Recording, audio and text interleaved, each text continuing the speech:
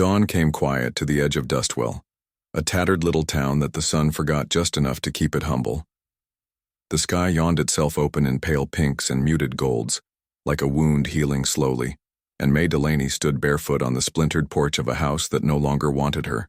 Her hair clung to her cheek in the wind, wild as the prairie it was born on, and her belly, heavy and low, pulled her center of gravity down like truth too long denied.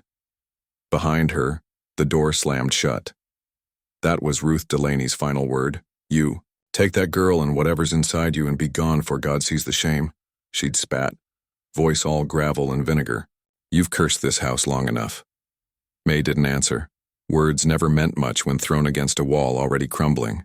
She only knelt, careful, slow, and lifted her daughter into her arms. Etta, 5 years old and already too familiar with silence, wrapped her arms around her mother's neck and looked back just once. The walk away from the Delaney homestead wasn't long, but it felt biblical. 10 paces down the steps, across the frost-bitten path, and onto the main road where only ghosts and gossip greeted her. The townsfolk watched from windows with curtains drawn too late, eyes sharp as whetstones, their judgment heavier than her satchel. "She's still got the nerve to show her face," one voice whispered. "Carrying again? Lord in heaven, some folks don't learn," came another. She did not meet their eyes. Shame wasn't a coat she would wear, not today. She held her daughter close, wrapped in the same shawl she'd worn on her wedding day, and walked toward nothing. Her husband was gone. Beau Delaney, son of Ruth and golden boy of Dustwell, had ridden off 2 winters ago with a blue uniform and the promise to write. The letter came back before any others did. Missing, presumed dead. A ribbon of ink that unwound her world. She hadn't cried in public, not once. That was her sin, Ruth said. No grief to be seen, as though May had long planned to shed him like a skin. When the swelling started months later, no one asked who, just assumed the worst. And so she walked now, a pariah with a child and another growing. Her boots, cracked and thin, scuffed across gravel. Every step was a choice, to keep going, to not turn back, to survive without asking permission. Out past town, the land opened up like breath. The hills swelled gentle and forgiving. That's where she went, to an old trapper's shack near the ridge, left to rot after he'd died 2 springs ago in his sleep. She'd found it while foraging last month, tucked beneath wind-thrashed cottonwoods, its bones intact enough to keep the wind out and the wolves uncertain. Inside, she laid Etta on a pile of old quilts scavenged from Ruth's cast-offs. The little girl said nothing, just burrowed close and closed her eyes, trusting her mother the way roots trust rain. May lit a small fire, coaxing it with bits of broken fence wood and pages from a hymnal. The warmth barely touched the corners of the room, but it was enough. The baby kicked inside her, restless, perhaps sensing the change. She pressed a palm to her belly. "I know," she whispered. "I know you didn't ask for this." Her voice was rough from disuse yet soft, like the land after snowfall. She didn't sleep that night, only watched the shadows dance along the walls like old stories playing themselves out. Her hand never left Etta's back. Come morning, she walked the 2 miles into town to barter preserves for flour and dried beans. No one met her eye. The grocer took her goods but said nothing. Behind him, his wife counted the jars and whispered behind her. Palm, she returned to the cabin with enough to last a week, maybe 2 if rationed. Etta caught raindrops in her mouth and giggled. The first sound of joy May had heard in days. It was enough to bring tears, though none fell. She saved those for later. Later came when Etta slept again. May sat outside on a flat stone, knees to chest, watching the clouds roll like bruises across the sky. Her mind drifted to the way Beau used to whistle as he shaved, off-key but earnest, to the way his hands were always warm, even in the cold, to the last kiss they shared beneath the cottonwoods, her braid wound tight and his fingers trembling. He'd kissed her like he'd never have another chance. Maybe he knew. Maybe that was the cruelest thing about love. How it lingers like scent, long after the body's gone. She closed her eyes. The wind brushed past like memory. The days stretched. May chopped wood until her arms ached, cleaned the cabin until her knees bled. She mended old clothes and taught Etta to read from a torn psalm book. They lived not well but wholly, each breath their own. Sometimes she saw townsfolk pass nearby, eyes avoiding her camp, mouths drawn tight. One day a bundle of bread appeared by the door. No note, just still warm kindness. She almost cried. One evening, weeks in, Etta asked a question. "Mama, is Papa in heaven?" May paused. The fire crackled between them. "I don't know, baby," she answered. "Maybe he's out there somewhere, just lost. Like we were." May smiled, aching. "No, not like us. We're not lost. We just don't live where we used to." The girl nodded. That was enough for her. And in that small conversation, May felt something settle inside her. Not peace, but the start of it. Like frost melting. Like the soft belly of spring pressing against the ribs of winter. She looked at the flames and thought, if Beau ever walked through that door again, I wouldn't run to him. I'd let him see what he missed, but that was a story for later. For now, she listened to the fire hum, held her daughter's hand, pressed her other palm to the place where new life stirred. The wind outside sang low, like a fiddle without strings. In the dark, May Delaney closed her eyes and dreamed, not of rescue, but of resilience. And though she didn't know it yet, a rider had crossed the edge of town that same night, cloaked in dusk and dust, carrying the weight of memory and something more dangerous, the hope of forgiveness. The story was not over. Not yet. Morning arrived without warmth, just a dull gray draped across the hills, soaking everything in a chill that never quite lifted. May rose early. Her belly ached from the weight it bore, and her back throbbed from the hard floorboards, but there was no one to complain to, so she didn't. She tucked a blanket around Etta, kissed the crown of her tangled hair, and stepped outside. The sky smelled of snow, though none had fallen. That meant time was running thin. She needed more firewood and something to fill the corners of their cupboard, which had grown lean. She tied her shawl tight and made for town, each step slow and deliberate. She tried not to wince, tried not to think of how her boots had thinned through at the toe. Dustwell didn't welcome her. It tolerated her. She could feel it in the way people moved when she passed, the way voices hushed and glances slid off her like sleet on slate. The grocer's boy took her eggs, but didn't look up. A woman at the dry goods store offered a square of cloth for trade, then snatched her hand back before it could brush May's. "Winter's comin', you'll want thicker," she muttered. But it wasn't kindness, just habit. May nodded. Said thank you anyway. She didn't expect softness. She caught her reflection in the window pane of the saloon as she passed. She paused, briefly startled. Her eyes looked older, the lines around her mouth deeper. Her braid had frayed, wisps clung to her cheeks. She looked like a woman who had known silence too long. Inside the saloon, Sadie Lynn was sweeping. The girl glanced up and gave a small nod. Not pity, not friendship, just recognition. May offered one back, and that was enough. Back at the shack, Etta greeted her at the door, arms flung wide.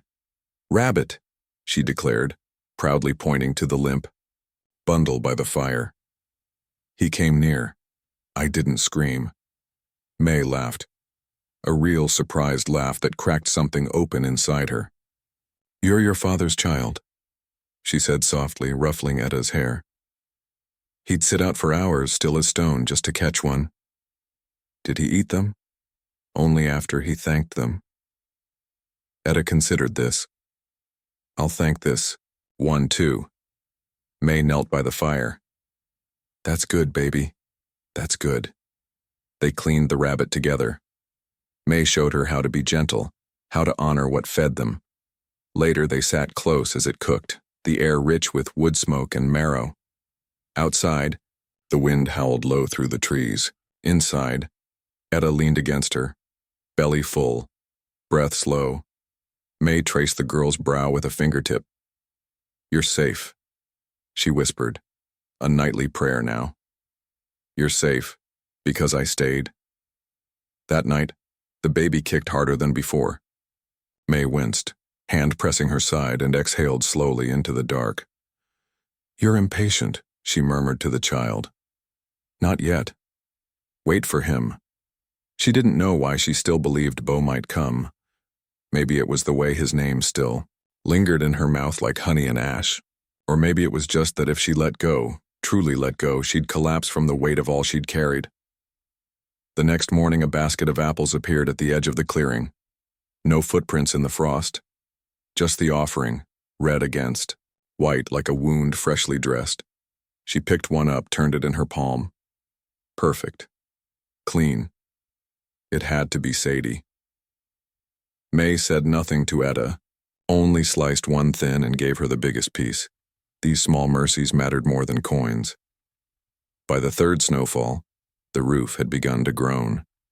May spent days patching leaks with pine tar and canvas, grateful for the strength still left in her limbs. The baby dropped lower inside her, pressing against her spine, reminding her that time was closing in. She kept to herself but watched the road. Every now and then, a rider passed, mostly mail carriers, one a preacher with a guitar strapped to his back. None wore blue, none had his gait, that slow and easy sway Beau always carried like music. At night she sat at the threshold of the cabin, arms wrapped around her knees. Etta slept behind her, dreamless and deep. May watched the stars. Sometimes she hummed, sometimes she didn't. But always she listened. Once she heard coyotes far off. Another time, the wind whispered a name that wasn't hers. Her body grew, tired faster. Her hands swelled, her feet ached. Still, she did not complain. This was the path she'd chosen, not by force, but by heart. She would not apologize for surviving. One morning, Etta tugged her sleeve and pointed to the ridge. "There was someone," she said, voice solemn. May's breath hitched. "What do you mean?" "I heard hoofbeats," Etta whispered. Real, soft. Then nothing. May stood, eyes scanning the tree line. Nothing moved. Not even the shadows. It could have been anything. But that night she built the fire higher, set out an extra blanket, just in case. The days blurred. Snow thickened. She waited. And then one evening, as the sun spilled amber through the gaps in the trees, May felt a presence she couldn't name. Not sound, not shape. Just a shift in the air, like the breath before a word is spoken. She turned toward the horizon, hand on her belly. Something was coming, not salvation, something better. Return. The snow was falling in thick, deliberate silence when the sound of hoofbeats broke it. May didn't move at first. She was seated near the hearth, mending Etta's sleeve by firelight, the steady rhythm of needle through cloth grounding her. The sound came again, a slow, heavy gait. One horse, one rider. She froze. Etta looked up from her drawing. "Mama?" May stood slowly. Her knees ached. Her back had stiffened from days of cold and sleeplessness. Still, she moved to the door, her hand trembling at the latch. She opened it just as the horse rounded the last bend through the trees, and there he was. Beau. He sat slouched in the saddle like a man still halfway between life and ghost. His coat was torn at the shoulder, his hat drawn low, his beard fuller than she remembered. Snow clung to his lashes. His eyes met hers like a man drinking light for the first time in weeks. "May," he said, voice low, raw and certain. She didn't answer. The world had shrunk to her heartbeat. He dismounted slowly, stiffly.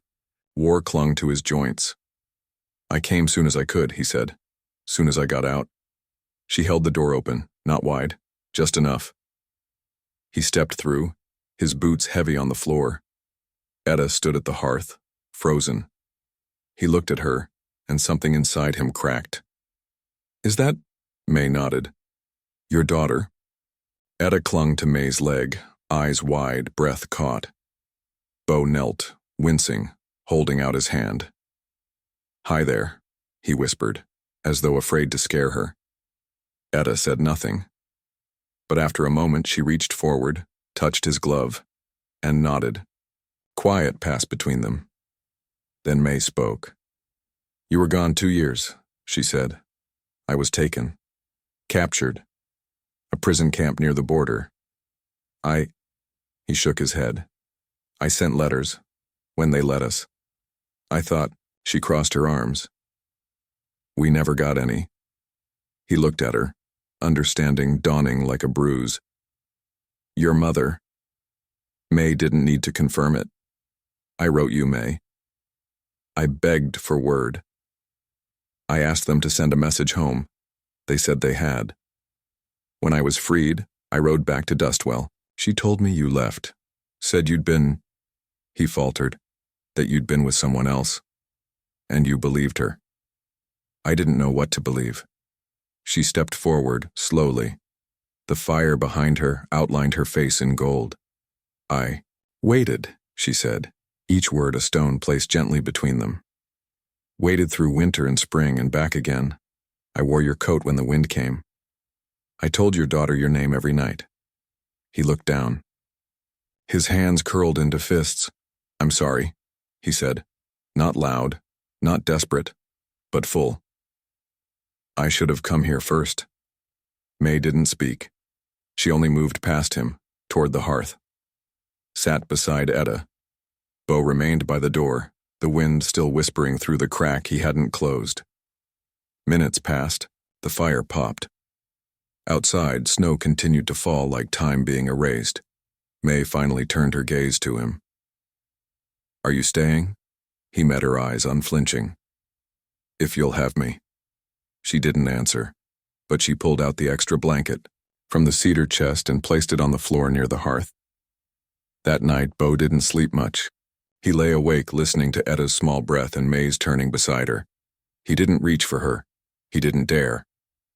In the morning, he woke to find a mug of hot chicory root beside him. May didn't speak, but her silence was different.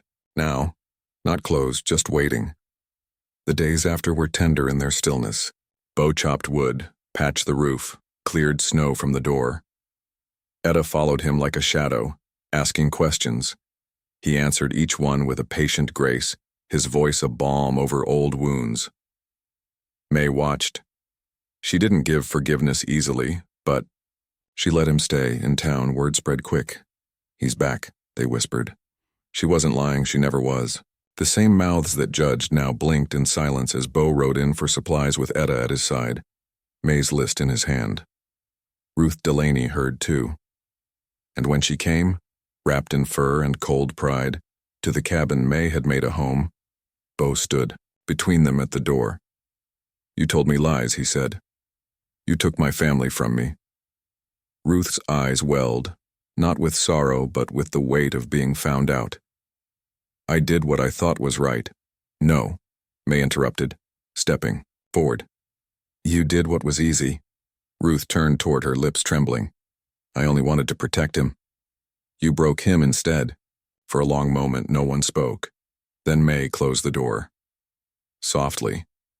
Inside, Bo looked at her, eyes rimmed red. May didn't reach for him. She simply said, "We're not who we were. If you stay, you'll have to earn who we are now." Bo nodded, and, for the first time in a long time, May felt the tightness in her chest loosen, not gone, but changing shape. Winter deepened like a breath held too long. Snow rimmed the eaves and pressed heavy on the roof. Icicles hung from the porch like the teeth of time itself, and inside the cabin, warmth was a quiet, hard-won thing, a slow-burning fire, a shared blanket, a child's laughter tucked between the hours. Bo had been back 2 weeks. Each day he rose before dawn and split wood with his breath steaming in the dark. He took to the routines of the cabin like a man learning language again, gentle, precise, humble in his silence. He cooked breakfast, wiped Etta's chin when she spilled syrup, mended the saddle without being asked. And every night, he lay, near the fire, a blanket around him, eyes turned to the wooden beams above as though asking the ceiling for permission to dream. May watched him, not with suspicion anymore, but with the slow, wary ache of someone who still doesn't know if the heart can safely soften. One evening Etta fell asleep early, curled beneath a quilt with a wooden horse Beau had carved for her. May found herself standing at the edge of the firelight, arms folded, watching him as he polished the blade of his old knife. The way he sat, elbows on knees, brow low with thought, it was as if he was chiseling away at the space between them one breath at a time. "You always did fidget when you were nervous," she said quietly. Beau looked up, a corner of his mouth curling. "And you always knew what it meant." He set the knife down. May came closer slowly, sat across from him, her fingers laced in her lap. "You're different," she said. "So are you." There was no accusation in his voice, only awe. Silence hung between them, soft as snowfall. Then she asked, "Did you ever stop loving me?" Beau's eyes glinted with firelight. "No. I just didn't know if I had the right anymore." May swallowed. Her throat felt thick. "You didn't write to me." "For months. I tried. God, May, I tried. But war isn't just guns and wounds. It's forgetting how to be a person. It eats you from the inside. Some nights I only remembered who I was because of you." She looked at him, the sharp line of his jaw, the way his hands trembled just slightly when he spoke. Not fear, remorse, memory. "I hated you," she whispered, "when I thought you'd chosen silence. I hated you until I didn't have the strength to anymore." Beau nodded slowly. "I deserve that." May leaned back, feeling the baby turn inside her. "She's due soon," she murmured. Beau glanced at her belly, a flicker of awe in his eyes. "Is it mine?" he asked. May looked at him steadily. "Does it matter?" Beau opened his mouth, then closed it again. Thought for a long time. "No," he said at last. "Not in the way you're asking. She's ours if you'll let her be." May's breath caught. Something shifted between them then, not loud, not sudden, but sure. Like frost cracking under the first warmth of spring. Outside the wind rose, brushing the shutters. Inside the fire dimmed to embers. May stood slowly, crossing to the window. Her hand rested on the sill. "You remember the night before you left?" she asked without turning. The wind howled just like this. Beau stood too, moved close. "I remember. You kissed me like it was the last thing you'd ever do." He was beside her now, not touching, but close enough to feel. "I was afraid it might be." They stood there, the years between them breathing, in the dark. Then May reached out slowly and took his hand. Not tightly, just enough. His thumb brushed the back of her fingers. She turned to him, her face lit only by the thin glow of the hearth. Her eyes were searching and something in them trembled like a branch heavy with snow. "I don't know what this is anymore," she said. "But I know I'm tired of standing alone." Beau's voice was low. "Then don't." He stepped closer, his hands gentle, reverent, as though she were something breakable and sacred. She leaned into him slowly, testing the weight of trust. Their foreheads met. Their eyes closed. There was no rush, no grand declarations, only breath, only skin warming skin.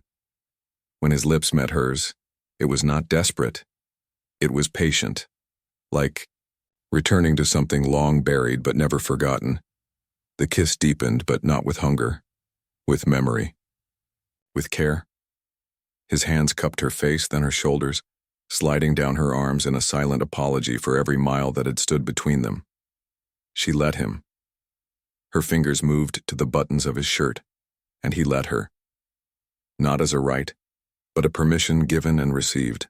When they lay down together, it was slow, quiet, like two rivers meeting after seasons apart.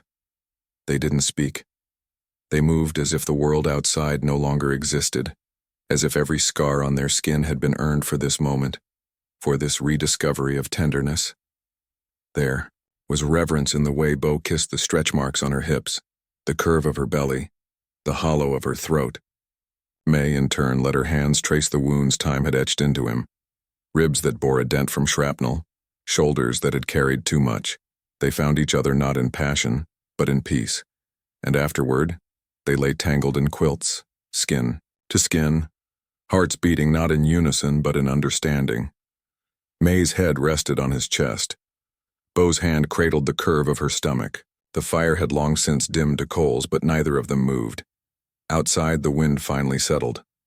Snow fell softer. In the stillness, Beau whispered, "You're safe now." May didn't answer. She only exhaled, long and slow, like a weight. Finally eased, she believed him, not because the world had changed, but because she had.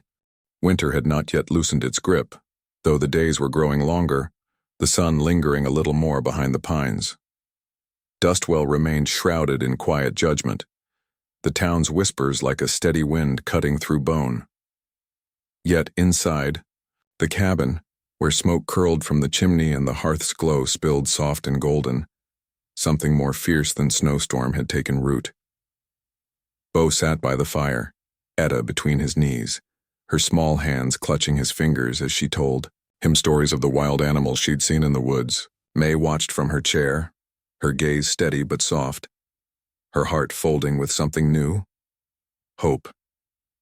It had been weeks since his return, weeks filled with small gestures and slow rebuilding.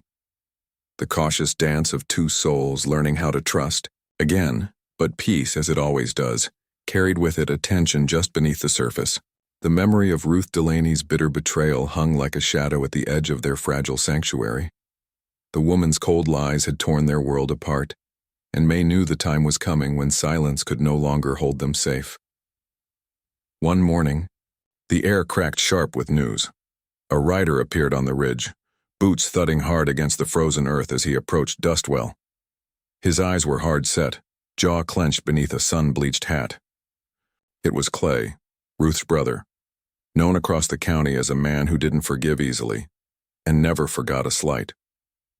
The town gathered in whispers and wary stares as Clay dismounted in front of the general store. His gaze swept over the square, lingering just long enough to send a message. Rumors flew faster than the winter wind. Beau's back, but the Delaneys won't let it be easy. May tightened her shawl and watched the horizon from the cabin's window. The calm she had built felt brittle, a fragile shell waiting to be shattered. That evening there was a knock at the door. Beau answered it, muscles coiled but eyes calm. Clay stood on the threshold, a cold smile playing on his lips. "We need to talk," Clay said, voice low and dangerous. May stepped forward, placing a hand lightly on Beau's arm. "This isn't just about you, Clay," she said softly. "It's about our family." Clay's gaze flicked to Etta, who watched silently from behind her mother. "I know exactly what's at stake," he said, "and I intend to make sure the Delaney name is respected." The air thickened with unspoken threats. Beau's voice broke through the tension, steady and sure. "We're not the ones who broke the family, Clay. You were." Clay laughed, bitter and sharp. "You think you can walk back in here and erase that? You're a fool, soldier." May felt a cold rage rise within her, but she kept her voice even. "We've lived through worse than lies and grudges. We're still standing." Clay's smile faltered. "Then prove it." The challenge hung in the air. That night, May sat with Beau beside the fire, hands entwined, the warmth between them a shield against the coming storm. "Are you ready?" she asked quietly. Beau's jaw tightened. "I've never been more ready." The next day, Clay gathered a small group of men, hardened faces shadowed by suspicion and old wounds. They rode out to the outskirts of Dustwell, where the land opened into wide plains, bare and merciless under the winter sun. Beau met them with steady resolve, his horse pawing at the frozen ground, eyes locked on Clay's with unyielding fire. Words were exchanged, thinly veiled threats, accusations wrapped in cold politeness. But it was clear the conflict could not be settled by words alone. When Clay stepped forward, hand hovering near the grip of his revolver, Beau's voice cut through the tension like a blade. This ends here. No more bloodshed. Clay sneered. Then let's see if your peace is worth anything. The air was taut with danger. Men shifted uneasily, hands twitching near weapons. Beau's eyes never left Clay's. Suddenly, Clay lunged, drawing his pistol in one swift motion. Beau reacted faster. The crack of gunfire split the cold air. Time slowed, a hush falling over the plains, like a held breath. Beau's shot found its mark, not in Clay, but in the dirt at his feet, a warning and a promise. Enough, Beau said, voice low but fierce. I'm not your enemy. Clay stood frozen, eyes wide, breath clouding the air. The men around them murmured, tension easing but not broken. Beau stepped forward, weapon lowered. We can settle this with blood or with the truth. I'm here, I'm home, and I won't let lies destroy us again. Clay looked at Beau, then at the men, slowly, grudgingly. He nodded. The ride back to town was quiet. When they returned, the crowd parted silently, the air thick with unspoken relief. May met Beau at the door, her eyes shining with tears and something fiercer, a fierce pride, a fierce love. Etta ran into her father's arms, laughing. For the first time in a long time, May felt the weight of the world begin to lift. That night, as snow fell soft against the window pane, Beau and May sat together in the firelight. The cabin was filled with the scent of pine and earth, the quiet of a home reclaimed. Beau took May's hand in his thumb brushing over her knuckles. We survived, he said simply. We did, she agreed, voice steady but soft. They sat, in silence, hearts beating slow and sure. Outside, the wind sang a softer song, a lullaby of endings and beginnings. May looked out into the night, the stars sharp and clear. She spoke then, her voice a gentle echo carried on the quiet. Sometimes, she said, the fiercest battles are the ones we fight inside ourselves. But if we hold on to hope even when it feels impossible, we find a way back to the light. Beau pulled her close, the warmth of his body a shield against the cold. You're safe now, he whispered. And in that moment, May believed it with every part of her because they had both come home. The town might still whisper and the past might still cast its long shadow. But in their cabin, by the fire, love was louder than fear. They had been cast out, but together, they had found their way back. And that, she knew, was all that mattered. The road to healing is never straight, and the scars we carry remind us of the battles fought, not just against others, but within ourselves. In the wild expanse of life, courage is not the absence of fear, but the quiet choice to stand tall despite it. Remember this: even when the world turns its back, the heart that refuses to surrender can always find a way home.